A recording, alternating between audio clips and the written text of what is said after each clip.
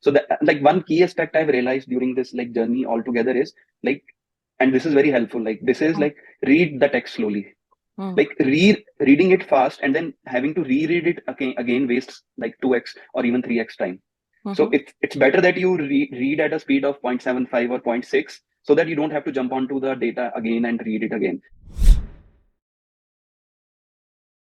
LMB like actually helped me to structure my efforts more like in a more structured, more comprehensive manner. Like Mhm. earlier, like in November, and I remember when I got enrolled into it. After like before that, I was randomly practicing like 1 hour. Okay, let me do CR for 2 hours. Let me do RC for 1 hour. Let me practice this particular concept of quant. Like I was doing like various things like mix and Mm. match.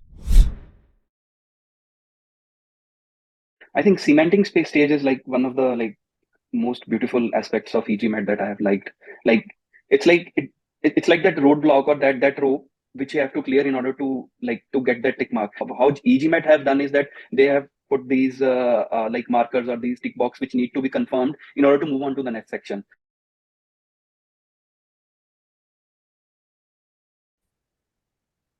Hello, everyone. A very good morning, good afternoon, and good evening, and welcome to another debrief session with eGMAT. Today, we have with us Waras, who scored a 675 on his recent attempt. So, welcome, Waras, and huge congratulations, firstly.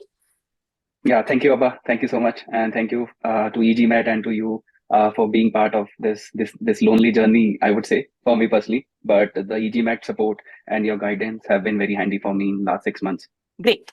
And we are glad that, we could contribute to your journey, Waris. So talking about your journey, because I understand when we look back at your first SigmaX mock, your initial raw mock, it was around 465. So we are at this point a good about 200 points improvement, massive improvement, right? Across sections, be it verbal, quants, and AI. So how does that make you feel like?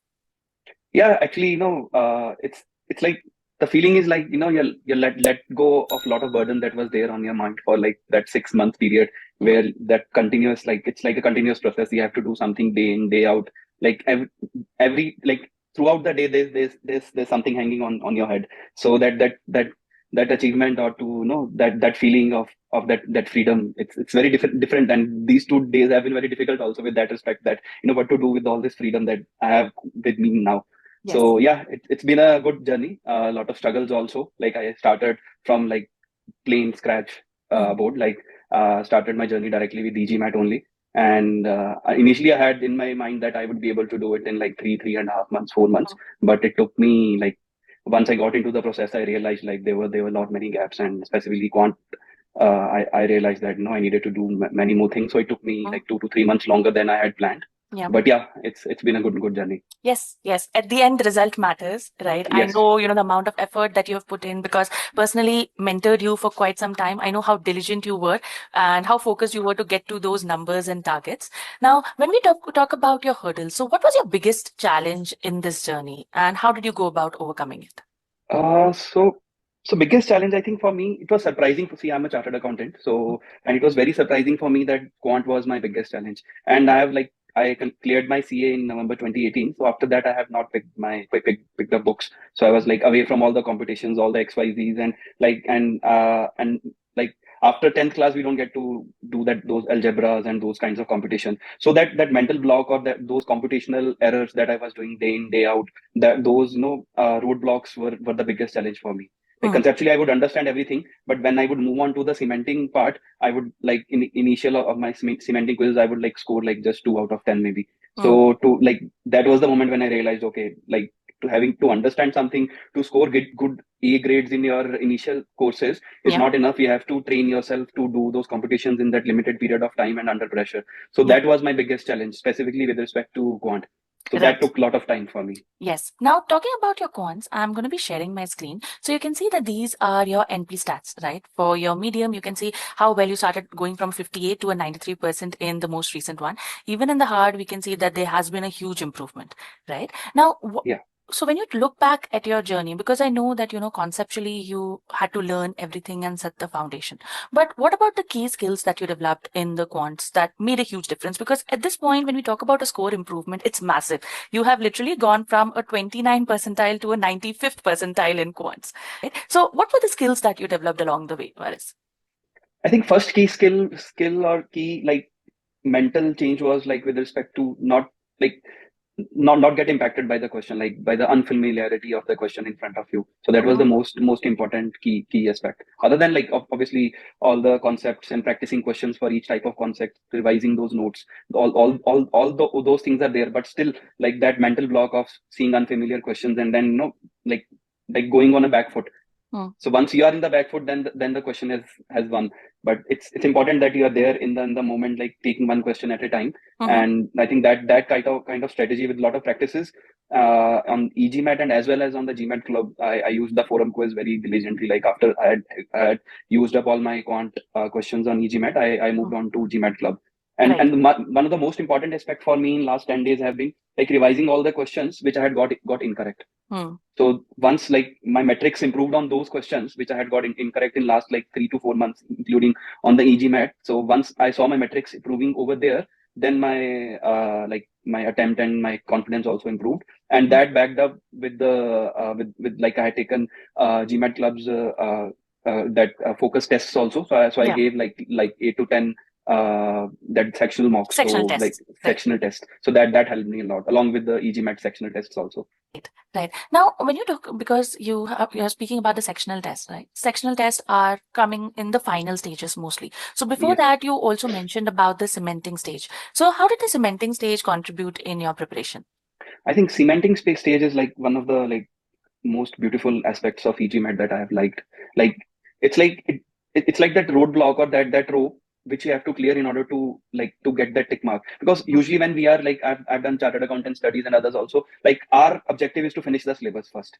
Like the end objective is like I want to finish my syllabus as soon as possible. And if I have finished the syllabus, I have like we usually have that mindset, okay, my syllabus is done. But when we attempt the real exam, then we get to know, okay, these are the gaps. But how eGMAT have done is that they have put these like markers or these tick box which need to be confirmed in order to move on to the next section. So in to start with, it is very irritating at times. Like we are unable to move on to the next segment. You are unable to tick those metrics. But I think that helps you in your strategy, that keeps you grounded, that there's more ground that needs to be covered. Knowing the concepts is not enough, that needs to be confirmed and applied in that limited time frame. So that has been the most important aspect for me, that the cementing phase. Both for RC also, I struggled in RC cementing, and then I struggled a lot in the quant cementing. So these two were the like key phases which took me like at times 2 weeks or 1 week on a certain cementing part, like to go on to like other sources, then again come back to the cementing quiz, then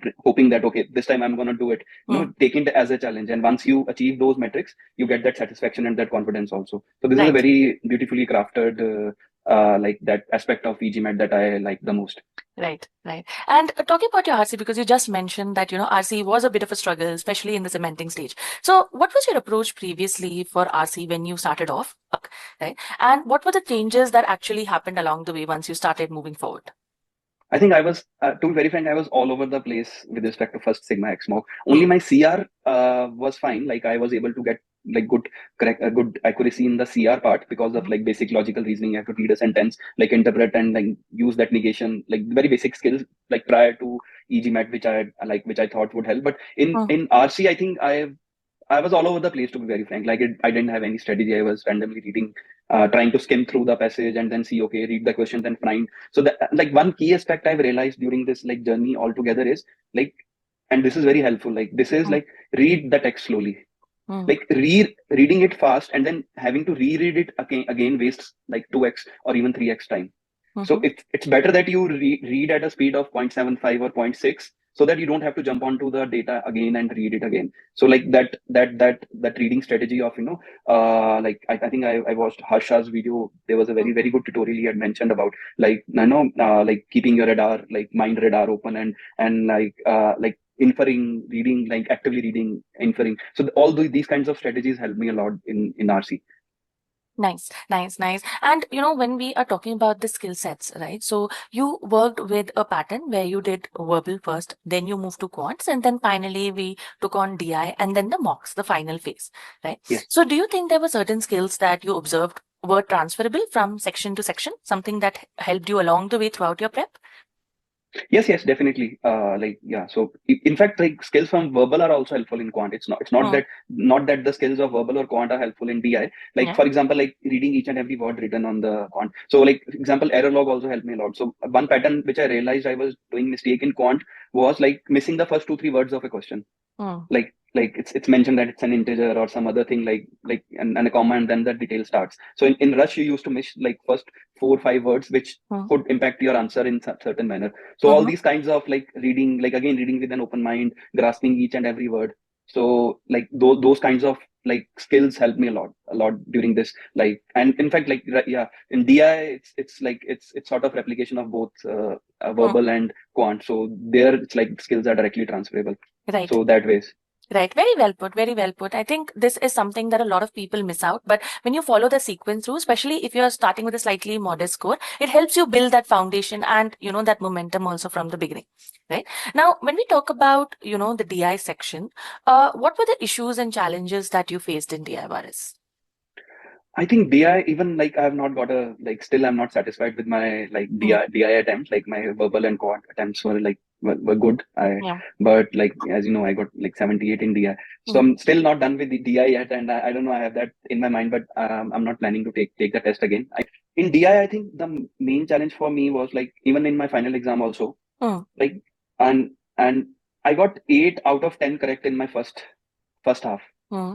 And then a long question. I spent like 4 minutes on it. After that MSR, and then I got 8 out of 10 incorrect. So I Hmm. think that one or two questions they just knock you down, and then it takes a lot of your time also. Hmm. And then like so DI is all about managing that that attempt also. That is very important. That I've Right. realized it's not about conceptual accuracy. It's about that mental, like when to leave a question, or when not to be impacted and not to be affected by MSR. Because Hmm. in my first attempt I had got 2 MSRs back to back. Right. So yeah. So that like I had one that I attempted, I got all of that wrong. That was very like typical RC, very difficult inference, like Hmm. lots and lots of text of 3 to 4 individuals telling various things, and you have to infer who is saying what, and like I was all over the place. Then there Hmm. was second MSR, I skipped it. But later I realized that okay, that second MSR was the easier one I could have attempted. I could have got a better result out of it. Hmm. Right. So yeah, so DI is all about like managing that attempt and not getting affected by those one or two questions, and then keeping that one question at a time mindset. That's very important for DI. Right, right. And talking about your attempts, because this was your second attempt, your first Yeah. attempt did not go much as planned. So, when we talk about both your attempts, in the time duration between those, what were the changes or steps that you took? Yeah, see, so my first attempt was on 31st of January, Right. and yeah, so I got 635. Hmm. Verbal was 85, quant was 80, and DI was 79. Hmm. So like in my first attempt, I was completely knocked down by the GMAT. Like I'll tell you why. Like a week before the exam. So currently, I don't have many friends or colleagues who are into this GMAT journey. So as I mentioned, it was sort of a lonely journey with Hmm. just that like eGMAT as a partner, like as a guiding force along with this. So for me, like I had given official mocks, Hmm. and I was getting like 685, 695, good score, Right. and quant was very easy in those, like, and I was not attempting very high difficult quant questions because I had that preconceived notion in my mind, like okay, the quant exam would not be that difficult. There's no point in attempting these many difficult questions. Hmm. Let's focus on being more mindful and not doing those silly mistakes. Right. But when I sat for the exam, like from the first question onwards, Hmm. it was completely different for what I was like envisaging in my mind, what I was going through, like like how I'll attempt this exam. Like Hmm. questions were very difficult as compared to the official mocks, and very different also. Like Hmm. not every question, but there were some questions, especially in quant, they were very difficult. RC in CR also, like I realized I thought like my first exam was very difficult as compared to my second exam. Maybe because of my perception, or it depends. Like it's GMAT is not very it's not same for everybody. So they Right. test you on different skills, and then they throw you. My first exam was very difficult. So after that, I realized, okay, I have to be mindful and be prepared for whatever comes in front of me. So Right. that mindset, like I came out of my exam and I told my wife, okay, like had I been more mindful with respect to this aspect, like GMAT could throw anything at me, and I should be ready for anything that there, then I could have easily got like 20, 30 in this Attempt particular itself. attempt itself. Because like Right. 2 MSRs, two like 4 back-to-back RCs, those two very long. Like I Hmm. got in CR also, I got like 7 to 8 questions wrong, but still I got V85. So this tells you about the level of the exam. But both the sections, like both the exams, my verbal scores are same, Yeah. V85 and V85. In the second Right. exam, I got only 5 wrong, 1 CR wrong, and 4 RC wrong.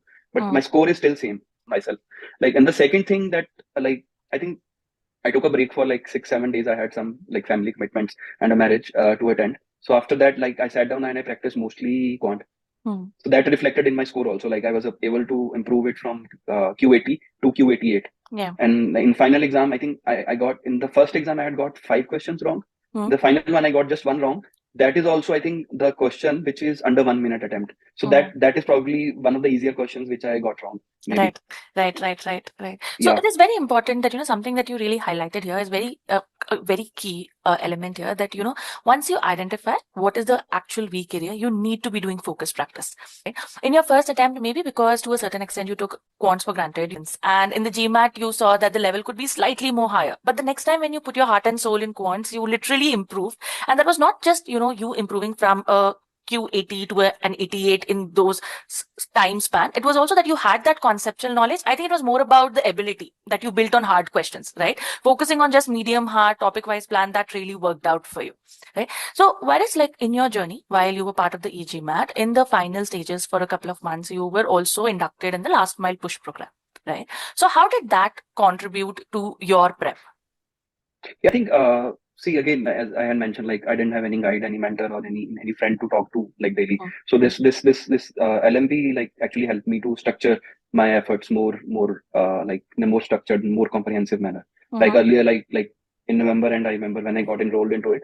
After, like, before that, I was randomly practicing like 1 hour. Okay, let me do CR for 2 hours. Let me do RC for 1 hour. Let me practice this particular concept of quant. Like I was doing like various things, like mix and match, without a proper structured plan. So, but LMP helped me, and like equally good like email guidance. Like for me, LMP was more or less like email guidance, like through email guidance only. So like that helped me to structure my efforts, like to spend like, okay, like to start with our CR, let's focus just on strength and weaken or assumption. Let's Right. do 10 questions of medium, 10 hard, then 10 incorrect questions. Then let's test our accuracy on the hard questions, official or other sources. Like, so that kind of approach, step by step approach, helped me a lot to sort of to improve my performance in that structured manner, and Right. to not get lost just here and there and doing random things and just wasting my time. So that helped me a lot. Yeah. Right. Now, talking further, Varys, like when you started taking the mocks, because you have taken a couple of mocks by now, official mocks mainly.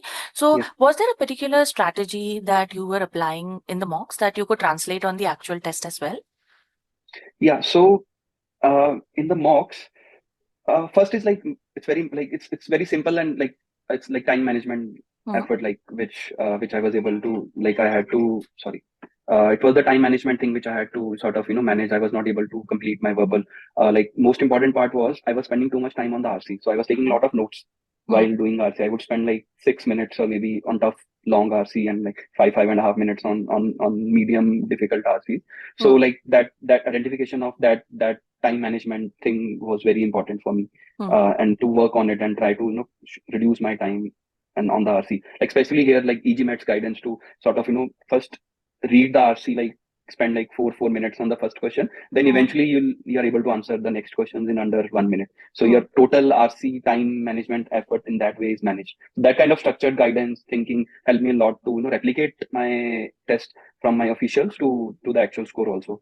And the second thing that helped me was, like, I switched my sequence. So before I was attempting quant, verbal, and DI, but like I was consistently getting a good score in verbal, like in unofficial mocks also, and in GMAT clubs mocks also. So it was around like V83, V84, V85, V86.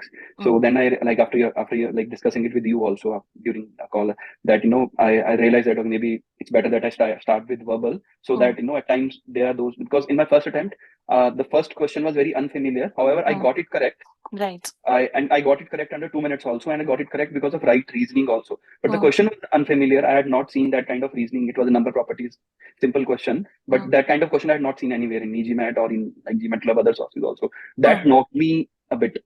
And the second question was a very lengthy translation of approximation, and it was a lengthy question, like with a difficult language. And I was all over the place in the second question, and I got that second question wrong just because of the nerves.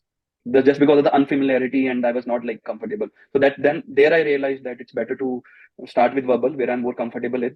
There are less chances of doing those kinds of silly mistakes or like those kinds of errors. Right. And like my CR reasoning was like touchwood from the beginning, it was at a decent good level. So I thought like it's better to start with verbal. So that Mm. helped me in my final attempt, I think.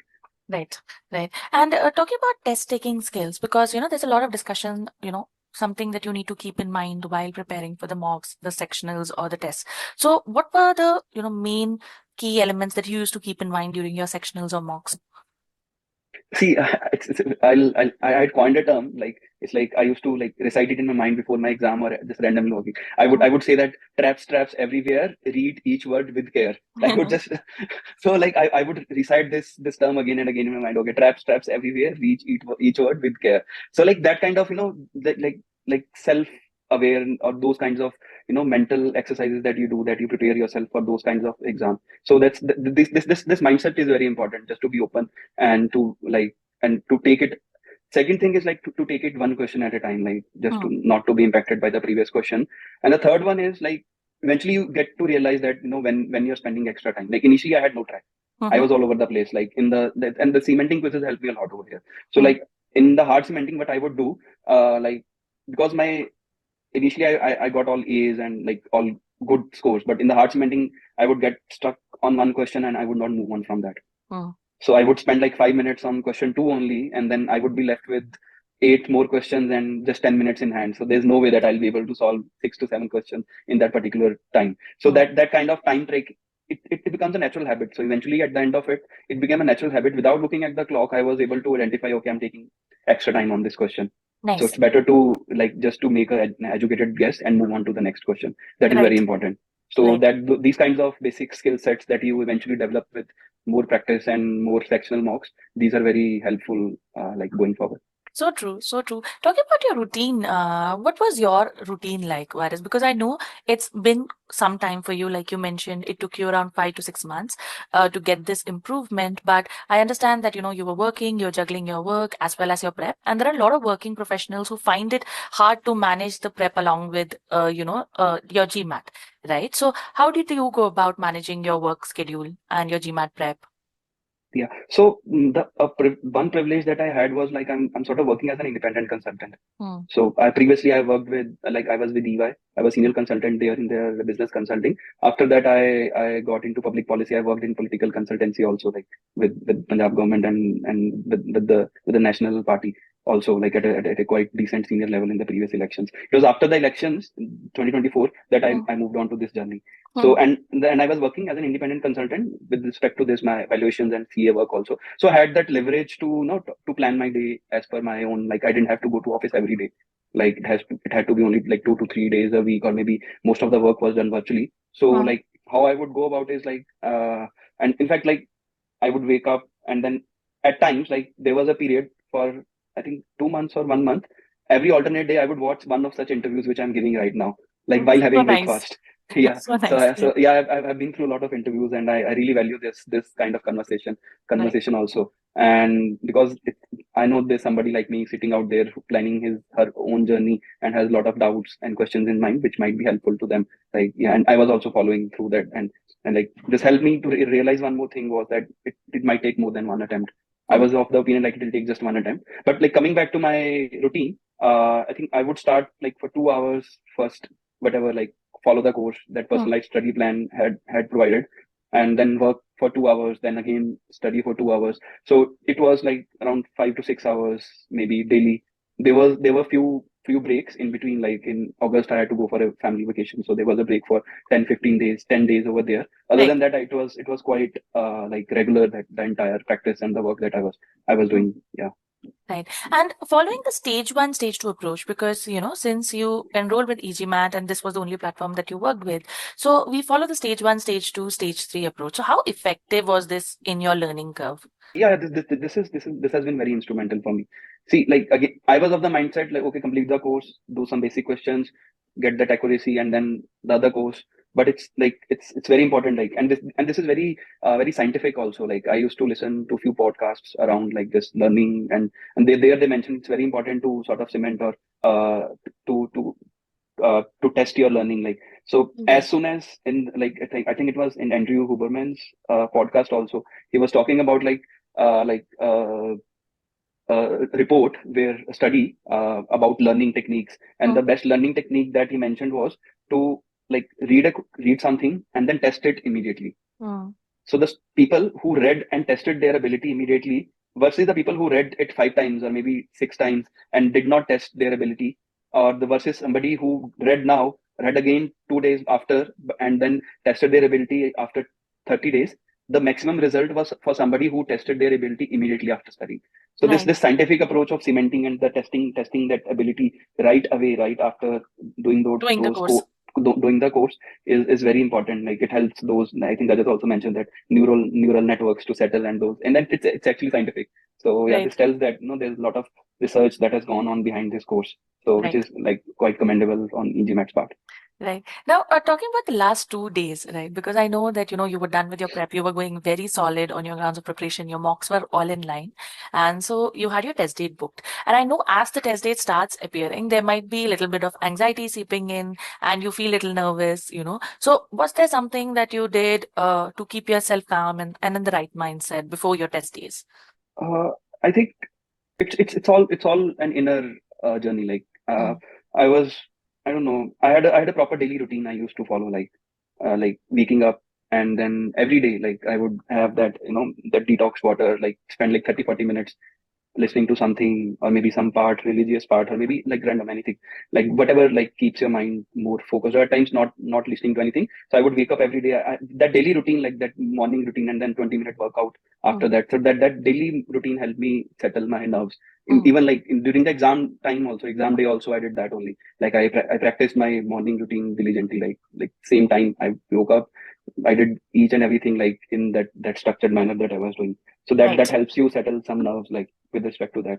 Other Right. than that, I think like since I made sure that I wanted to attempt in the same center, so Mm, familiarity of that center, that people over there and everything, environment, I was very mindful. And then another thing that I did was like I after the first exam, like I started imagining my attempt in my mind, like okay, like just mm, thinking, okay, I'm like closing my eyes, like while meditating, I would just think, okay, now I've like starting very minute, like it took me like 20-30 minutes, but mm, I traveled this journey in my mind very diligent, like okay, now my cab has come, I'll sit in the cab, my cab will go to center, I'll do this, then I'll sit on my seat, they'll provide me these details, I'll get a scratch pad, I'll test my pen, and right. then the first question would come. It could be anything. It would Right. be easy. Third question would be very difficult. I would not Mm, know what it is. I might get, so all those kinds of mental, like you sort of play out that journey in your mind, and mm, then you play out the journey but variable, like not very smooth, so that right. you're mentally prepared for those bottlenecks, or those things, that random things that will be thrown out on you. It won't be, so it's like I realize that it won't be very plain simple, like it, like be ready for a difficult Test and as not well. test, Right. yeah, test also mentally, Right. because if you have that acceptance in mind, I think then you'll be able to face that challenge in a much more and much more, or a better plan, This is so better way. true. This is so true. And it's very interesting that you say this, that you played out all the scenarios of maybe the worst come worst, because then nothing phases you out. You are completely prepared for, the day and the test date. Because after a point, you might have worked hard, you have the ability, the concepts, but there are certain X factors on the test date that can happen. And you have to be prepared mentally for it, right? And it worked out really well for you. So, what is when you talk about your test day experience, why don't you elaborate? How was your test day experience? Yeah, I think it was very smooth, very good. So it was. I went there. I reached. This time I reached a bit earlier than before. Last Mhm. time I had reached right on time, but this time I reached like 30-40 minutes there in the center. It was Gurgaon's Pearson Center in MG Road. It's very nice Mm, center. They gave noise cancellation headphones also, so that was very helpful. mm, And like I went there. There was like 40 minutes, so I did few walking, doing basic exercise. Like people were seeing, what is this guy doing? Like random. I think there was one YouTube video where they were mentioning like how to activate your your mind. So you have to touch your opposite side of the feet and mm. do some opposite side rotating. So it's by if you easily Google on YouTube, you'll find like many exercises like that. Like you have to Yeah. rotate your arms in an opposite way, like Yes. those kinds of things, so that your brain gets activated. So I did that, and I had my coffee. I took few sips of coffee, but I made sure that I didn't ingest a lot of liquid, so that I don't have any problem during the exam. Right. That's all, these kinds of things are important. Like you have to be mindful of. and it was pretty smooth. Like because I had actually physically traveled that journey, and then mentally also I had like done that, been that. I think it was very smooth. Like first two segments were very smooth. Third DI, like after those first 10 questions, I think I because of like because I think this reflected on my plan also. Like I did not practice DI much, and it's very mechanical. Like see, I worked on quant. I worked it in a planned manner. I was able to improve it from V8 Q80 to Q88. But I Right. did not work on DI. I had Mm. in my mind, okay, I'll do this, I'll do that. But unless you don't work in a structured manner, like then it's the that growth would not be there. So Yes. now I'm very clear that maybe if I want to if I need to give the exam again, I'm quite like mindful and aware that like in 10 days time or 15 days time I'll be able to improve my DI, and I could improve my score to above and beyond 700 also, like Sure. Yes. given that all the constraints or random things that chance is always there to do like not do good, but I have that confidence in my mind because of this journey that this could be done Right. at a in much better way also. Right. Now, talking about your journey, Virus, when you look back at your journey, what would be, the crucial do's and don'ts that you would like to recommend to the other GMAT aspirants? First thing is like again the tools like error log is very important. Hmm. Diligently practicing daily, like having a regular routine, like could be any form of routine, like maybe 30 minutes a day, 1 hour a day, 2 hours a day, like Hmm. whatever is the routine, you follow the routine. The routine could be you study only for 3 days or 4 days, but that has to be there has to be a routine. Like can't be that you studied for 2 days, 3 days, and then did not study for 5 days. Like even if like whatever is the routine, follow the routine. That is very Right. important. Hmm. Yeah. And the second is like like obviously eGMAT is very good. A GMAT club as a source, as a guidance is very good. So like all those questions over there, all the solutions, especially with respect to quants. So that helped me a lot with many tutors, many distinguished like tutors commenting, and you get to know like various aspects. Like not just like there's not just no one solution to every question. There could be Hmm. like 10 or 20, 10, 5 or 10 different ways to approach that particular question. So it just opens your mind, like, and it's very important to have that structured mindset also, not to get overwhelmed by so many questions. So Right. that's very important. And the don'ts would be like I think I like don't rely on the official mocks. Hmm. That's the biggest don't for me. It's like just those are quite simplistic as compared to specifically quant and DI Hmm. also to some extent. So Hmm. that those are not real representation of the actual exam. Hmm. Because before my first exam, I used to think, "Oh, I'm not going to attempt eGMATs official. These are very difficult. They'll reduce my confidence. I'll focus on my officials only because these are simple. I'm getting better scores over here." But it's opposite. It's the other way around actually. So Hmm. eGMAT sectionals and those difficult questions help you train yourself to attempt those difficult questions during the exam also. So it's very important to track those metrics, hit those metrics, all those Right. things. Right. Yeah. Yeah. So I think, Virus, on that note, we can call off the session because I think it's been very interesting talking with you and understanding about your journey and deep diving into what worked and what not worked for you, right? And I would like to take this opportunity on behalf of the entire eGMAT team. It was lovely working along with you, and we wish you all the best for your next steps. And we would now look forward to that admit email from your end. Yeah, sure. I will be in touch. And thank you so much for all the support and like for creating such an amazing tech tool like coming from India. So it's very good and commendable job that you're doing at eGMAT. And just keep the good work. Yeah, Yes. thank you so Yeah. much. We are glad you enjoyed it. Thank you. Yeah, thank you.